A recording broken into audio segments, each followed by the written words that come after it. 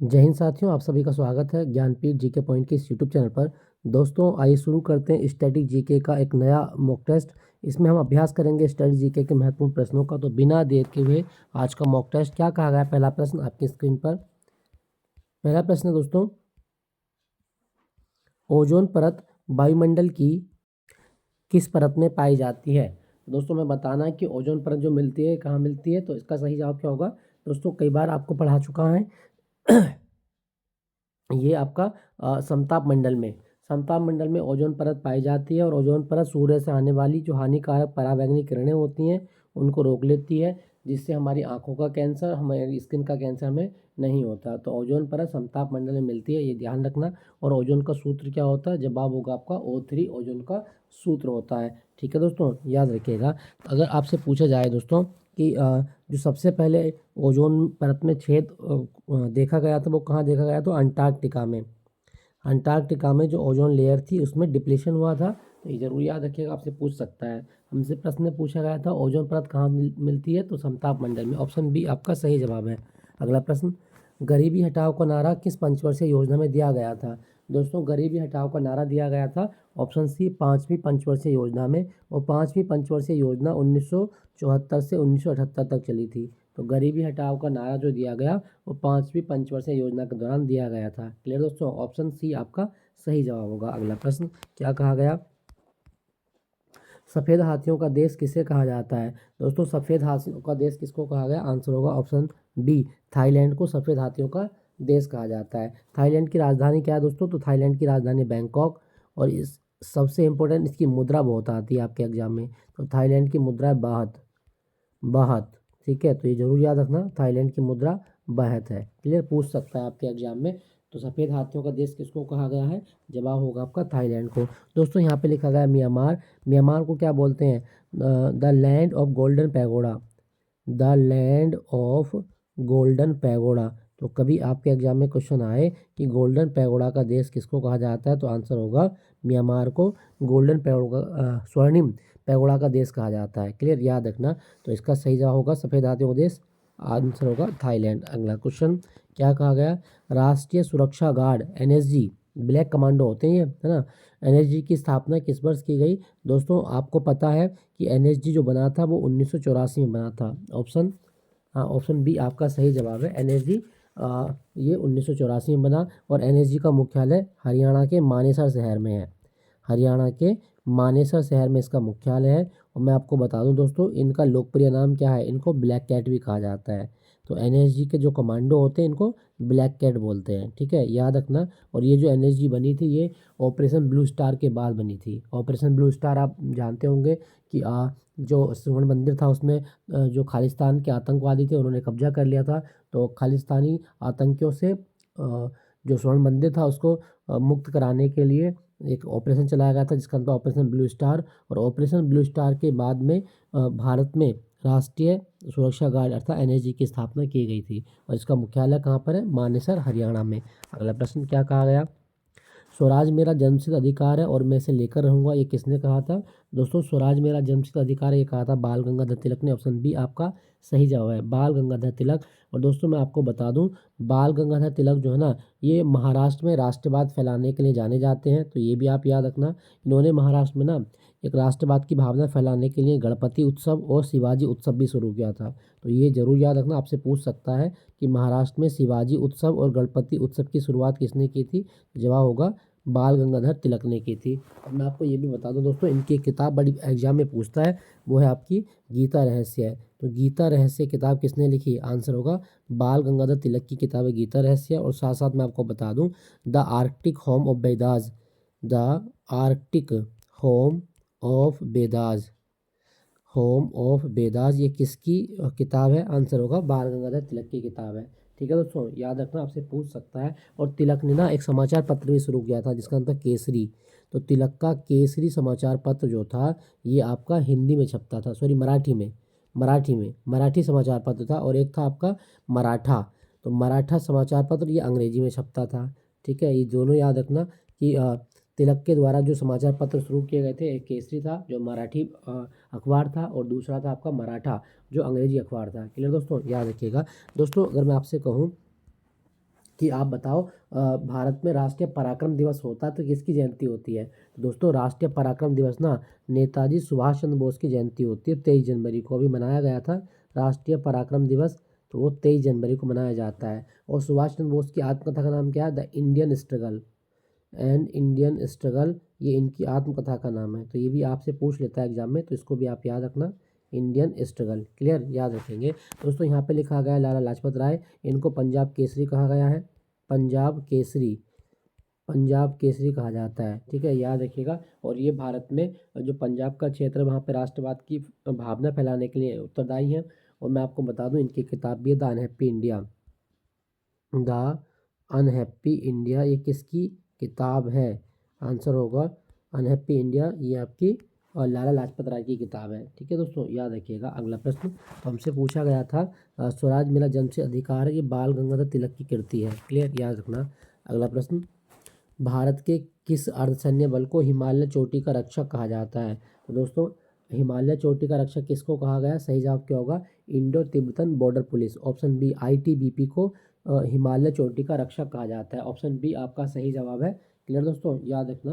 दोस्तों अगर मैं आपसे पूछूं कि आईटीबीपी ये कहाँ पर कार्य करती है, तो ये भारत और तिब्बत, भारत और तिब्बत की सीमा पर कार्य करती है। तो ये भी आपको याद रखना है, आपसे पूछा जा सकता है। और आईटीबीपी की स्थापना कब हुई, तो 24 अक्टूबर 1962 को इसकी स्थापना हुई थी। ठीक है, ध्यान रखना। इसको हिमालय की चोटी का रक्षा कहा जाता है, आईटीबीपी। क्लियर, याद रखेंगे। अगला प्रश्न क्या कहा गया, भारत का सबसे पुराना अर्धसैन्य बल कौन सा है। दोस्तों भारत का सबसे पुराना अर्धसैन्य बल है option option B Assam rifle, Assam rifle. और असम राइफल को हम क्या बोलते थे पहले, कछार लेबी कहा जाता था। तो कछार लेबी असम राइफल का नाम है और ये भारत का सबसे पुराना अर्धसैन्य बल है। इसकी स्थापना जो हुई वो आपकी 1835 में हुई थी।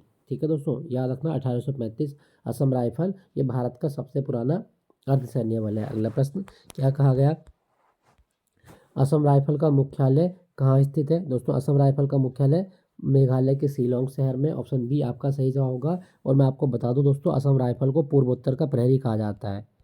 पूर्वोत्तर का प्रहरी किसको कहा गया है, तो असम राइफल को पूर्वोत्तर का प्रहरी कहा जाता है। ठीक है दोस्तों, याद रखना। और स्थापना मैं अभी आपको पढ़ा चुका हूँ, 1835 में असम राइफल की स्थापना हुई थी। तो ये आपसे पूछा जा सकता है। अगला प्रश्न क्या कहा गया दोस्तों, भारत और भारत नेपाल और भारत भूटान की सीमा पर कौन सा अर्धसैन्य बल कार्य करता है।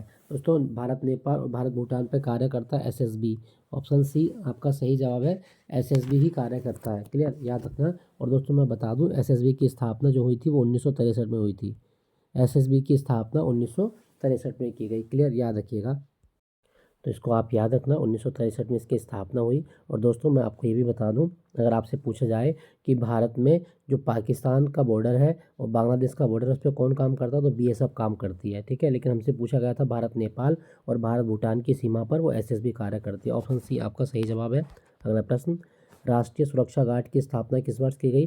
दोस्तों राष्ट्रीय सुरक्षा गार्ड यानी एनएसजी, इनको ब्लैक कमांडो कहा जाता है, ब्लैक कमांडो, ब्लैक कमांडो। ठीक है, तो इसकी स्थापना कब हुई, 1984 में हुई थी।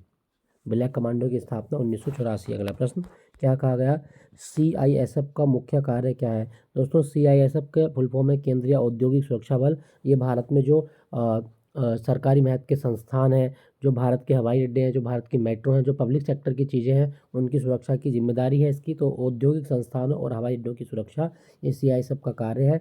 सीआईएसएफ की स्थापना 10 मार्च 1969 को हुई थी दोस्तों, 10 मार्च 1969। अगला प्रश्न क्या कहा गया, सीआरपीएफ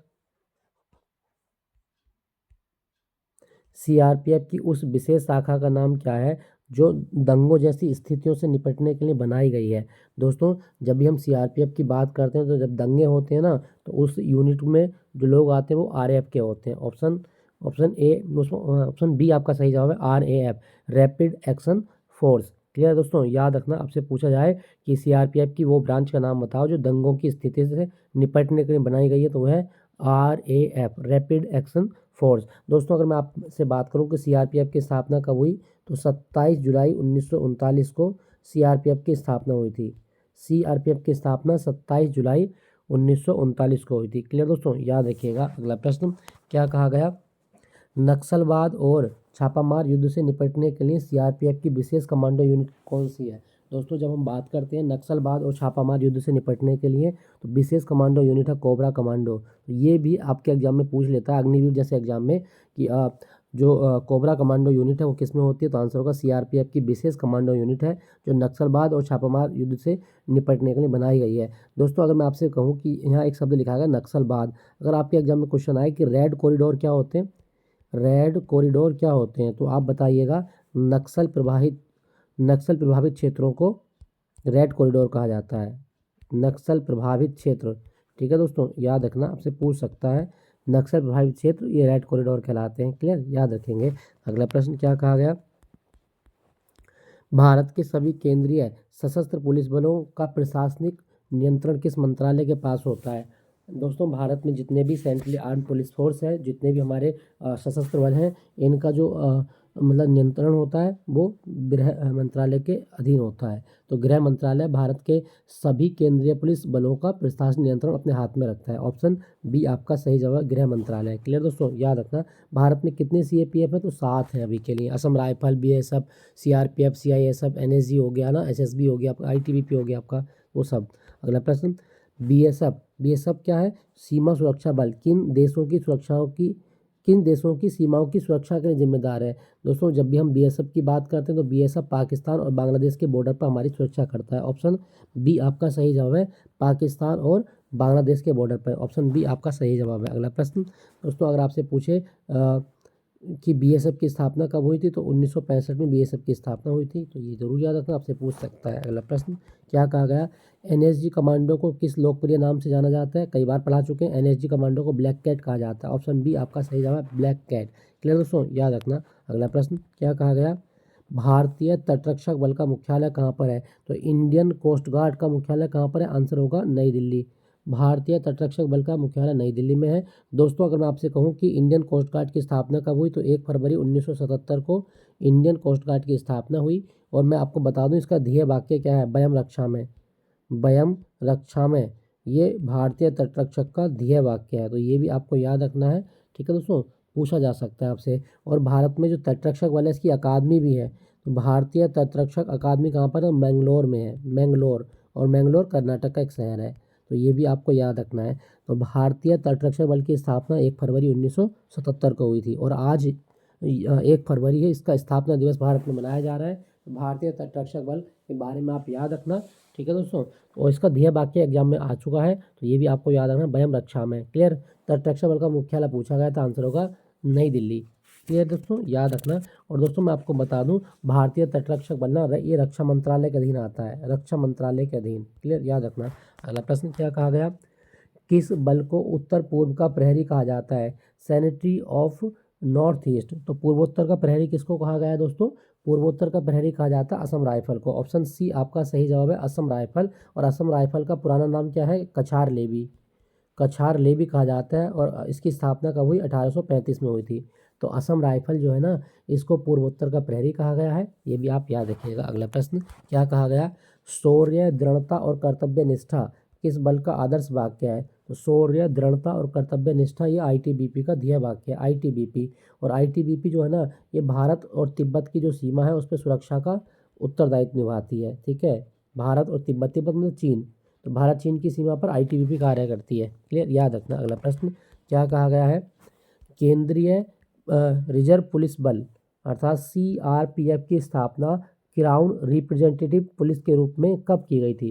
दोस्तों सीआरपीएफ जो बना था ना, ये 27 मार्च को बना था और साल था 1939। तो सीआरपीएफ की स्थापना क्राउन रिप्रेजेंटेटिव पुलिस के रूप में 1939 में हुई थी। ऑप्शन बी आपका सही जवाब है। ठीक है दोस्तों, याद रखना, आपसे पूछा जा सकता है। अगला प्रश्न, सीआईएसएफ का आदर्श वाक्य क्या है। दोस्तों सीआईएसएफ की स्थापना कब हुई, तो 10 मार्च 1969 को सीआईएसएफ की स्थापना हुई। और इसका आदर्श वाक्य क्या है, संरक्षण और सुरक्षा। ऑप्शन ऑप्शन बी आपका सही जवाब है, protection and security. Option B. Clear, याद रखना। अगला प्रश्न क्या कहा गया, भारत के पहले सीडीएस कौन थे। दोस्तों भारत के पहले सीडीएस कौन थे, सही जवाब क्या होगा आपका, सीडीएस जो है ना, भारत में एक नई पोस्ट बनी थी। तो भारत के पहले सीडीएस थे general Bipin Rawat, general Bipin Rawat. Option B आपका सही जवाब है, ऑप्शन बी। अगला प्रश्न क्या कहा गया, गणतंत्र दिवस परेड में जो सर्वश्रेष्ठ मार्चिंग दल का चयन कौन करता है। तो गणतंत्र दिवस की जो परेड है ना, उसमें मार्चिंग दल का नेतृत्व रक्षा मंत्रालय करता है। ऑप्शन बी आपका सही जवाब है। अगला प्रश्न क्या कहा गया, एसपीजी का मुख्य रूप से कार्य क्या है। दोस्तों एसपीजी जो है ना, ये स्पेशल कमांडो यूनिट है और ये जो भारत का प्रधानमंत्री होता है ना, उसकी सुरक्षा में लगे होते हैं। तो एसपीजी कमांडो प्रधानमंत्री की सुरक्षा के लिए उत्तरदायी हैं। अगला प्रश्न क्या कहा गया, सीमा सशस्त्र बल एसएसबी का ध्येय वाक्य क्या है। तो दोस्तों एसएसबी का ध्येय वाक्य है सेवा, सुरक्षा और भाईचारा। ऑप्शन ए आपका सही जवाब है, सेवा, सुरक्षा और भाईचारा। अगला प्रश्न क्या कहा गया, कंप्यूटर साक्षरता दिवस किस तिथि को मनाया जाता है। तो हर साल 2 दिसंबर को कंप्यूटर साक्षरता दिवस होता है। ठीक है दोस्तों, याद रखिएगा, आपसे पूछा जाता है। तो इसका सही आंसर ऑप्शन बी है। अगला प्रश्न क्या कहा गया, भारतीय तटरक्षक बल का मुख्यालय किस शहर में है। दोस्तों अभी पीछे पढ़ाया है, भारतीय तटरक्षक बल का मुख्यालय नई दिल्ली में। ऑप्शन सी आपका सही जवाब है, नई दिल्ली। अगला प्रश्न क्या कहा गया, दोस्तों यहाँ पे लिखा गया कोचीन, कभी क्वेश्चन आए, क्वीन ऑफ अरेबियन सी किसको कहा जाता है। क्वीन ऑफ अरेबियन सी, अरब सागर की रानी, किसको कहा गया है। आंसर होगा कोचीन को कहा जाता है। अगला प्रश्न क्या कहा गया, भारत में पहली मेट्रो कहाँ चली थी। तो दोस्तों भारत में पहली मेट्रो चली थी, ऑप्शन सी कोलकाता में। 1984 में भारत में पहली मेट्रो चली थी कोलकाता में। और मैं बता दूं, भारत का पहला हाई कोर्ट जो स्थापित हुआ था ना, वो कहाँ हुआ था। तो पहला हाई कोर्ट भी आपका कोलकाता में स्थापित हुआ था, पहला हाई कोर्ट कोलकाता। अगला प्रश्न क्या कहा गया है, विश्व का सबसे ऊंचा जलप्रपात यानी कि एंजिल जलप्रपात ये किस देश में है। दोस्तों हमको बताना है कि दुनिया का सबसे ऊंचा जो फॉल है वो कौन सा है, वो है एंजिल फॉल। और ये किस देश में है दोस्तों, तो दुनिया का सबसे ऊंचा झरना आपका वेनेजुएला में है। ऑप्शन बी आपका सही जवाब वेनेजुएला। और मैं आपको बता दूं, वेनेजुएला दक्षिण अमेरिका महाद्वीप का देश है, दक्षिण अमेरिका। और इसकी राजधानी बहुत आती है आपके एग्जाम में, राजधानी है इसकी कराकास। तो इसकी राजधानी कराकास है, ये भी आपके एग्जाम में आ सकता है। और ये काफ़ी आती है कराकास, और इसकी मुद्रा है बोलीवर। तो वेनेजुएला की मुद्रा है बोलीवर, तो ये भी आपको याद रखना है दोस्तों। और आपसे पूछा जाए कि दुनिया का सबसे ऊंचा झरना वो है एंजिल जलप्रपात जो वेनेजुएला में है। क्लियर दोस्तों, याद रखिएगा। दोस्तों यहाँ पे लिखा गया अर्जेंटीना, अर्जेंटीना की राजधानी आप याद रखना Buenos, Buenos Aires, Buenos Aires ये अर्जेंटीना की राजधानी। हमसे पूछा गया था एंजिल फॉल, आंसर होगा ऑप्शन बी वेनेजुएला। अगला प्रश्न क्या कहा गया, दक्षिण अमेरिका की सबसे ऊंची चोटी कौन सी है। तो दोस्तों दक्षिण अमेरिका की सबसे ऊंची चोटी है माउंट ओकांकागुआ।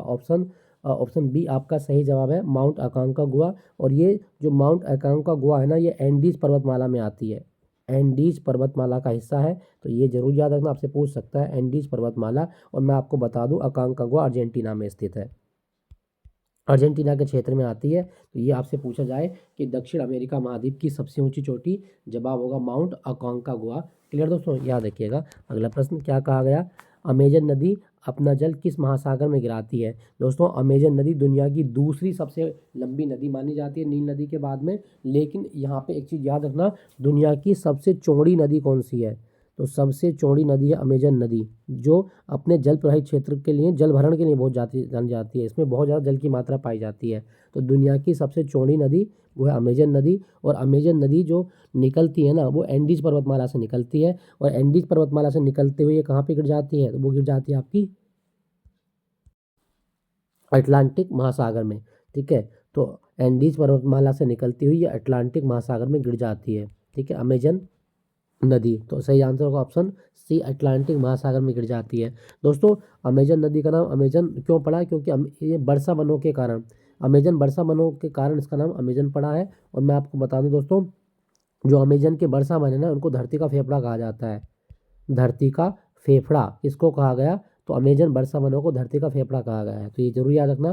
तो अमेजन नदी दुनिया की सबसे चौड़ी नदी है, जो अपने जल भरण क्षेत्र के लिए जानी जाती है। और ये अपना जल कहाँ गिराती है, ऑप्शन सी अटलांटिक महासागर में गिराती है। अगला प्रश्न, विश्व का सबसे शुष्क स्थान आटाकामा मरुस्थल किस देश में है। तो दोस्तों आटाकामा मरुस्थल ये विश्व का सबसे शुष्क स्थान माना जाता है। और ये कहाँ पर है, सही जवाब होगा आपका ऑप्शन बी चिली में है, चिली में स्थित है आटाकामा मरुस्थल। मैं आपको बता दूं, चिली दक्षिण अमेरिका महाद्वीप का देश है। इसकी राजधानी क्या है, सैंटियागो। चिली की राजधानी सैंटियागो है। तो ये भी आप याद रखना, आपसे पूछा जा सकता है। दोस्तों यहाँ पे लिखा गया पेरू, पेरू की राजधानी क्या है, लीमा। पेरू की राजधानी लीमा है। ठीक है दोस्तों, याद रखना, आपसे पूछता है काफ़ी एग्जाम में। तो आपसे पूछे कि आटाकामा मरुस्थल किस महाद्वीप में है, तो आंसर होगा दक्षिण अमेरिका महाद्वीप में आटाकामा मरुस्थल है। क्लियर, याद रखना। अगला प्रश्न क्या कहा गया दोस्तों, दक्षिण अमेरिका के घास के मैदानों को क्या कहा जाता है। तो दक्षिण अमेरिका के जो घास के मैदान है दोस्तों, इनको कहा जाता है पंपास। ऑप्शन बी आपका सही जवाब है, पंपास कहा जाता है। क्लियर दोस्तों, याद रखें। दोस्तों यहाँ पे लिखा गया प्रेरी, तो प्रेरी घास के मैदान उत्तरी अमेरिका में होते हैं।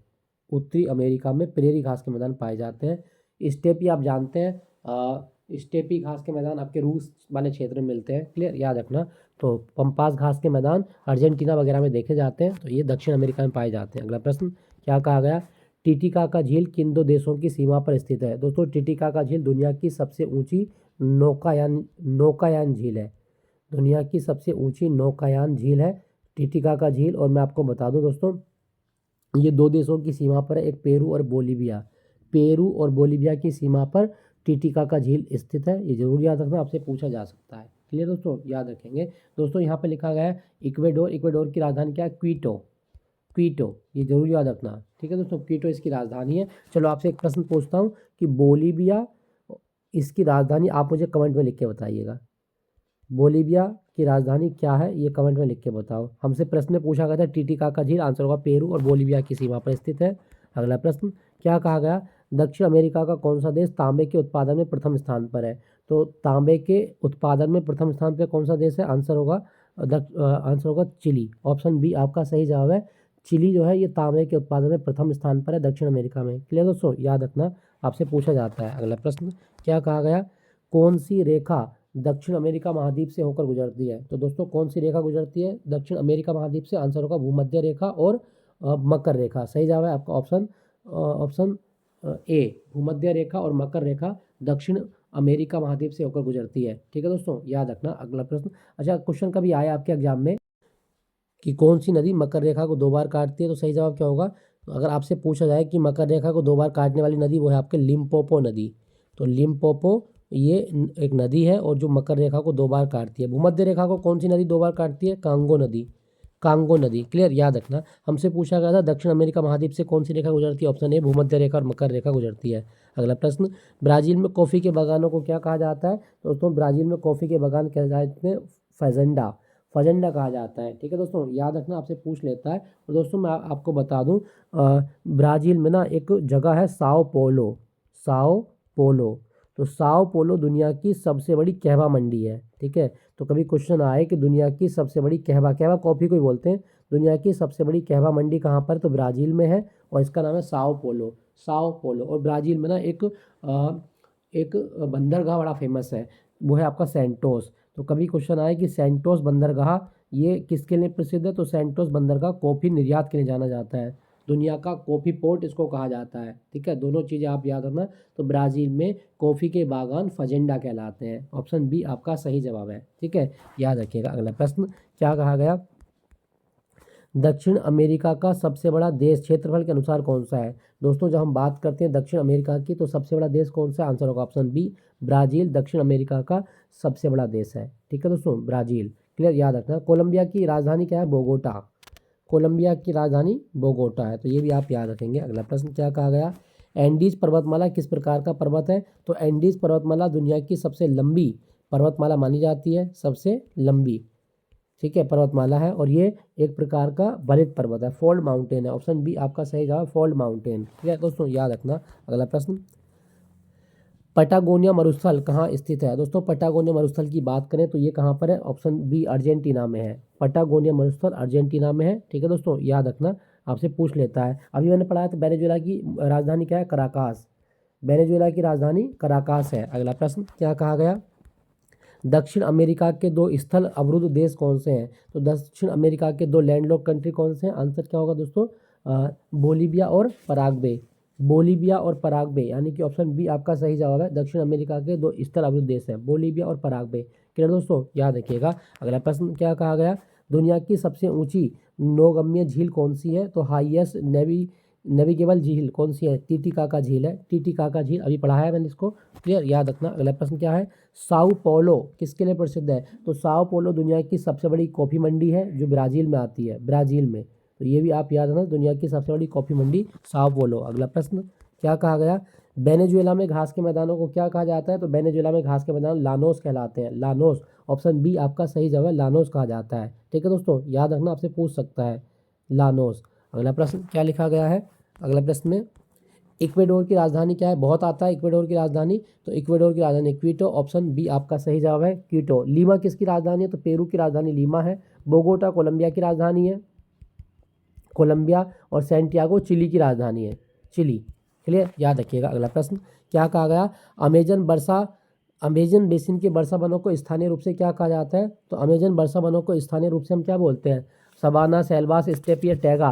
सही जवाब क्या होगा, सेल्वास कहा जाता है, सेल्वास। क्लियर, ऑप्शन बी आपका सही जवाब है। अगला प्रश्न क्या कहा गया है, दक्षिण अमेरिका का सबसे दक्षिणी सिरा क्या कहलाता है, तो दक्षिण अमेरिका का सबसे दक्षिणी सिरा इसको बोला जाता है केप हॉर्न।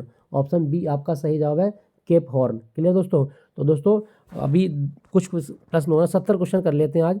विश्व की सबसे लंबी पर्वत श्रृंखला कौन सी है, तो सबसे लंबी पर्वत श्रृंखला एंडीज पर्वत श्रृंखला। ऑप्शन बी आपका सही जवाब है एंडीज पर्वत श्रृंखला। क्लियर दोस्तों, याद रखना। अगला प्रश्न क्या कहा गया, यूरोप की सबसे लंबी नदी कौन सी है, तो यूरोप की सबसे लंबी नदी है बोल्गा। ऑप्शन बी आपका सही जवाब है बोल्गा। क्लियर, याद रखना। अगला प्रश्न क्या कहा गया है, किस जलडमरू मध्य को भूमध्य सागर की कुंजी कहा जाता है, भूमध्य सागर की कुंजी किसको कहा गया है, सही जवाब क्या होगा आपका जिब्राल्टर जलडमरू मध्य को भूमध्य सागर की कुंजी कहा जाता है। तो दोस्तों ये आज हमने 70 तक क्वेश्चन कर लिए, अभी और भी क्वेश्चन है, ये अगले मॉक टेस्ट में आपको कराऊंगा। ठीक है, यहीं से स्टार्ट करेंगे, क्वेश्चन संख्या 69 से स्टार्ट करेंगे। ठीक है, ये जो प्रश्न थे, अगर आज आप कोई एग्जाम दे रहे हैं, आज संडे है, आज कई सारे एग्जाम लगे हुए हैं, जूनियर असिस्टेंट का एग्जाम है और भी एग्जाम लगे हुए हैं, तो आप इसको पढ़ के जाइएगा। ये क्लास लगभग 26 मिनट की क्लास है, इसको आप 1.5 पे कर लें तो ये जल्दी खत्म हो जाएगी और आपको बहुत सारी चीज़ें, बहुत सारा रिवीजन आपको हो जाएगा।